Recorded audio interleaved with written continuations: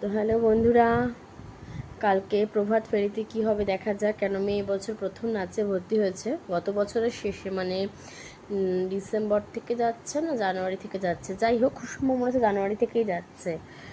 জানুয়ারি থেকেই যাচ্ছে। তো কালকে প্রভাত ফেরি যাব আগামী দিন সকালে 7টার সময় আমাদের মধ্যমগ্রাম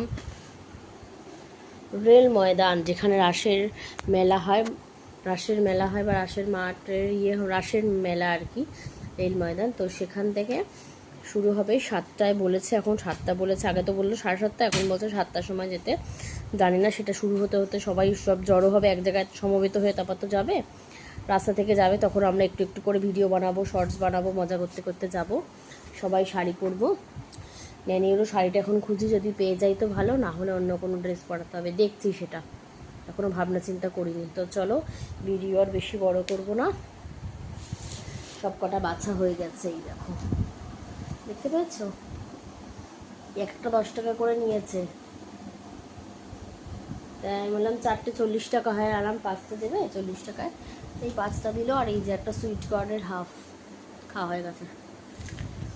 মিষ্টি খুবই মিষ্টি, একদম পুচি পুচি পুচু পুচু।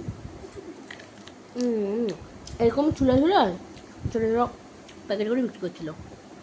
এটা কী রে ভাই, কী লাগলো রে ভাই এটা আমার হাতে? নেল পালিশ পরিণীত, সিঁদুর পরিণীত, তাহলে এটা কি? এটা কি বনু?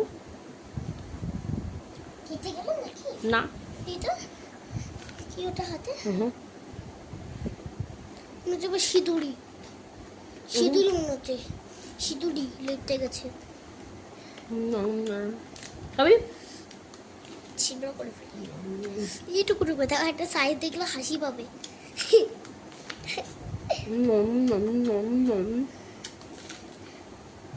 বাদরের এভাবে খায় না বনু। বাদর কলা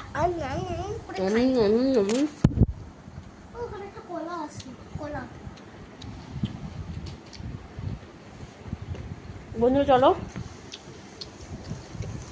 ফটাফট আমার শাড়ি বার করে নিই, নানির শাড়িটা খুঁজে পাওয়া যায় কিনা দেখে নিই, পেয়ে গেলে মেয়েটা পড়তে পারবে।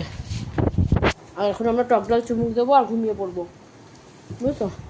আমি সারাদিন থেকে ভাত খাইনি, রুটি খেয়েছি। ভাত খাওয়ার আর মন নেই, ভাত খাওয়ার মন উঠে গেছে।